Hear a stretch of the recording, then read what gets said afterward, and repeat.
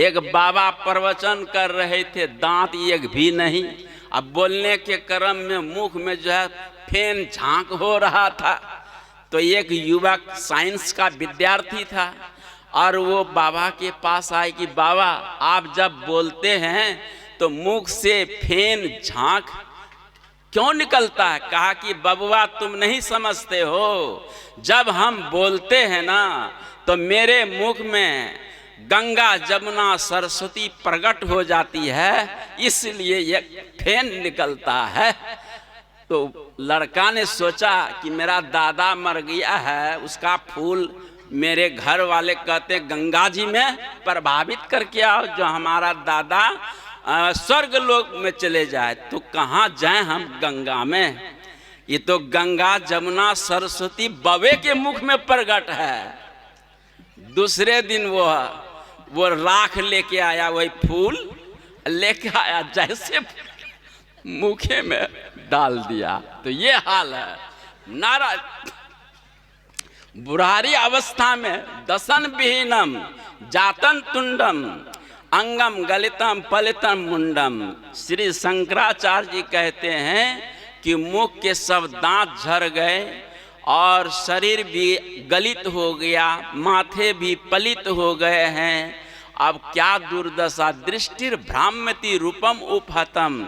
अपने ही स्वजन लोग हैं, पहचान नहीं पा रहे हैं, और घर भाई बंधु बेटा भतीजा भी बात नहीं करते हैं। और बुढ़ापा में पत्नी भी परमात्मा से प्रार्थना करती है कि बूढ़ा जल्दी मर जाए तो हमारे जो है कंटक खत्म हो जाए। पत्नी नहीं वह ससुर सते और धिक कष्टम जरयाभिभूत पुरुषम। बुढ़ापा अवस्था में पुत्रोपि अवज्ञाते। अंगुली है, बूढ़ा केवल बैठे बैठे रहता है और कोई काम न धाम करता है, केवल बकर बकर करता रहता है, और बेटा भी उसका अपमान करता है, तिरस्कार करता है। इतना लात बात खाने पर भी बूढ़ा को बैराग नहीं होता है कि चल करके हम ऋषभ देव के तरह, है ना, उत्तानपाद के तरह, प्रिय व्रत के तरह, भरत के तरह जाके जंगल में हम ध्यान करें। नहीं, कोई असर नहीं होता है, बैराग होता ही नहीं। रात दिन सुनता, 1 महीना सत्संग सुना, बैराग हो ही नहीं रहा है। तो मानवता कहां से सिद्ध होगी? मनुष्यत्व तो कैसे पाएगा? मुश्किल है, याद रखना। इसीलिए वैराग्य होना चाहिए संसार विषय, घर परिवार से। इतनी अवस्थाएं हमने बिता ली, इससे हमको कोई सुख नहीं मिला, अब क्या सुख की आशा करना? अब तो प्रभु से नाता हमें जोड़ना चाहिए ना, लेकिन नहीं जोड़ पाते हैं। यही धिक्कार का यही परिणाम है। नारायण अब कहाँ जाएगा? नारायण उसी में उसको गंजन में मंजन करना पड़ता है। और देखिए, आहार निद्रा भय मैथुनंच समान में तत्पशु भी नरानाम ज्ञानो ही विशेषो अधिक ज्ञाने हीना पशु भी समाना। ये उत्तर गीता में लिखा है। जो मानव का अर्थ जो ज्ञान होता है, तो श्री भगवान श्री कृष्ण ने अर्जुन को कहा ज्ञानो ही विशेषो अधिक। जो ज्ञान विशेष रखता है वो मानव है, अज्ञान हीना पशु भी समाना। सामान्य रूप से 4 काम सभी प्राणी करते हैं, खाना पीना, दिन में रात में सोना, सुबह मल मूत्र करना, बच्चे होना।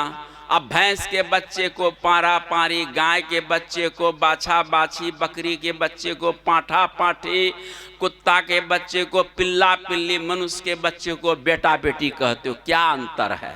बोलो, कोई अंतर है तो बता दो। कोई अंतर नहीं है।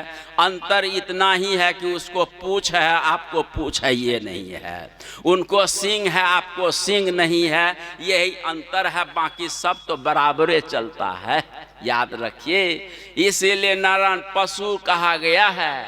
अब पशु, मनुष्य और पशु में अंतर क्या है? जब तक शादी ब्याह नहीं करते हैं, लड़का लड़की मनुष्य है, और जब शादी ब्याह हो गया तो 2 पाँव पत्नी का, 2 पाँव पति का, दूधना 4। अब दोनों मिलकर पशु हो गए। क्या हो गए? हाँ, सावधान हो जाओ, पशु मत बनना। याद रखना, जो जो यहाँ आए हैं, हाँ, अब पशु की क्या दुर्गति होती है, वो तो दरवाजे पर गाय भैंस बंधी हुई है। नारायण कहते हैं दोनों जब मिल करके दो दुना चार हुए, पशु हो गए, और दोनों के संपर्क से एक लड़का बाबू हो गया। तो 2 पांव और जोड़ दो, कितने हो गए? 6। और 6 पांव किसके होते हैं मालूम है? लैट्रिन घर में जाते हैं कभी, या कोई पुराना घर में गए हैं, वहाँ मकरा मच्छर होता है बहुत बड़ा बड़ा। तो मकरा मच्छर के पाँव को गिन के देखना, 6 ठो होता है, उसमें 6 पाँव होता है। अब वो बूढ़ा बुढ़िया घर का क्या हो गया? मकड़ा मच्छर हो गया। अब मकड़ा मच्छर क्या बनाता है? जाल। और जाल किसका? तो नाती पोता कुटुंबों का जाल। और जाल बना के उसी में फंसकर मर गया। क्या मिला बताओ, क्या मिला? शंकराचार्य जी कहते हैं कि अपने हाथ से कुल्हाड़ी लेकर अपनी ही हत्या कर दी। नर जन्म दुर्लभम, ये नर जन्म विवेक चूड़ामणि में लिखते हैं, ये नर जन्म बहुत दुर्लभ है, लेकिन इसने कुछ नहीं कर पाया और अपने ही हाथ से अपनी हत्या कर दी। क्यों? कि शरीर से आत्म साक्षात्कार करना चाहिए था, आत्म साक्षात्कार नहीं करके फिर अब ये 84 में जाएगा। यही हत्या है। इन महती विनष्टि ही न भूतेषु भूतेषु विचेत्य धीरा। मैंने इस शरीर में रहकर उस परमात्मा को नहीं समझा और प्रत्येक प्राणियों में उस प्रत्येक आत्मा को नहीं जाना, तो कहते महती विनष्टि, महान भारी से भारी हानि क्या हुई? अब इतर योनि में जाना पड़ेगा, पशु आदि पक्षी आदि के योनि में जाना पड़ेगा। यही सबसे बड़ी हानि ये मनुष्य शरीर में हो गई।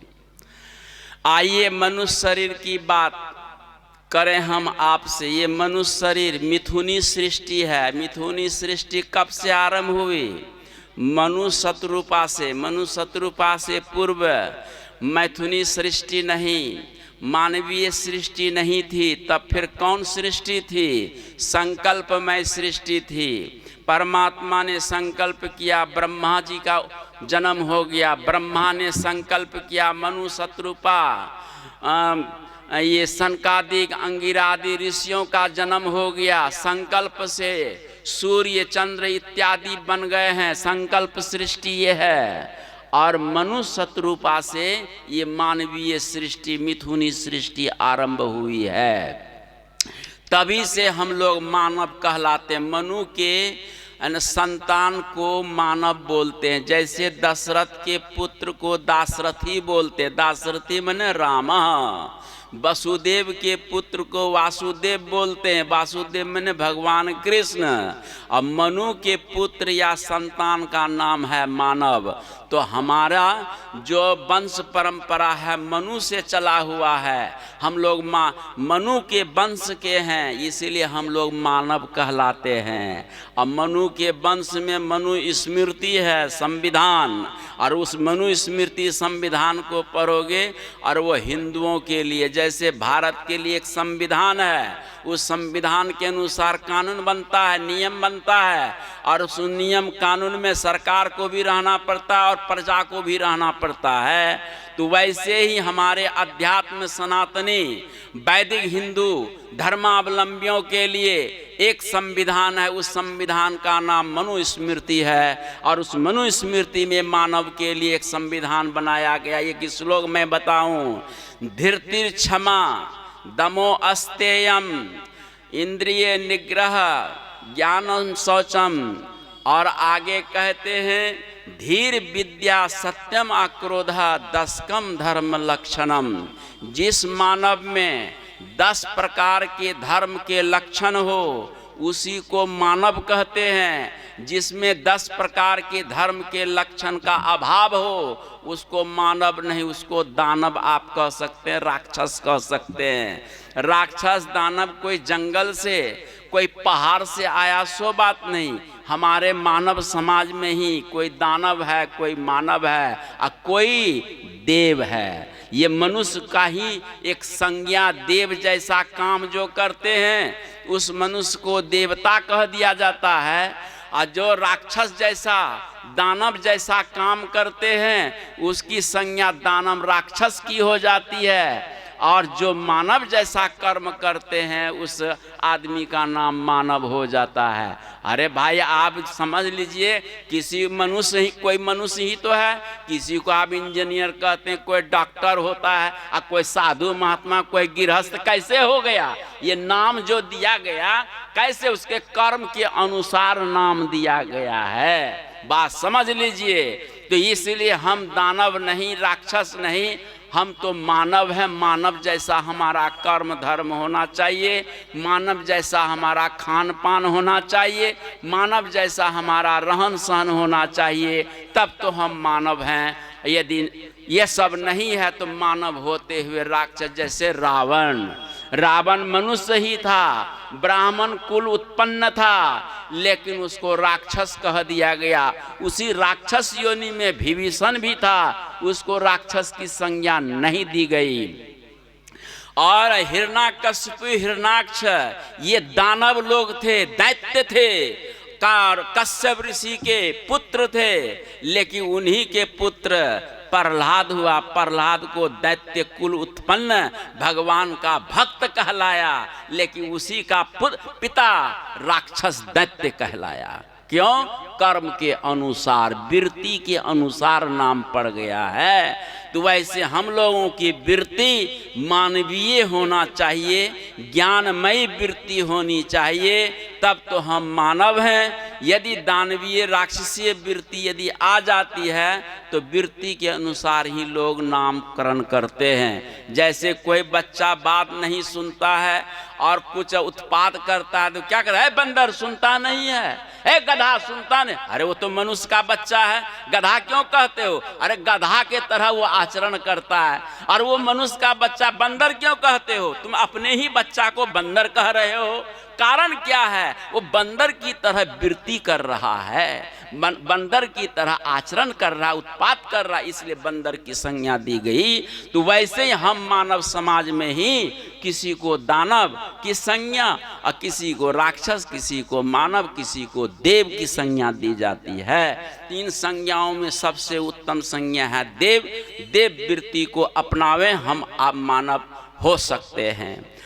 आगे कहते हैं, खादते मोदते नित्यम सुनकः शुक्रः इव। एक वैराग्य निर्वाण किताब है, उस किताब में लिखा है कि मनुष्य पढ़ लिख करके भी क्या करते हैं? खाते पीते हैं और सोते हैं। तो ऐसा काम तो सुनकः शुक्रः इव है ना, इव शब्द लगाया कि सुनका मने कुत्ता और शुक्र मने सुअर। सुअर जो हलवा पूरी खीर खाने में आप आनंदित होते हैं, और वही सुबह आप पैखाना जब करते हैं तो सुअर भी उस पैखाना खाने में बड़ा आनंद लेता है, बड़ा चाव से पैखाना खाता है। लगता है कि हमारे लिए मलपुआ है। आपके लिए भले वह पैखाना है, लेकिन सुअर की दृष्टि से आप देखिए, उनके लिए तो एकदम मलपुआ है। और क्या कहते हैं? हलवा ही समझ लिए, सुगंधित सुबह सुबह ताजा है। नारायण ना दृष्टि रे वह सृष्टि, सृष्टि रे वह दृष्टि।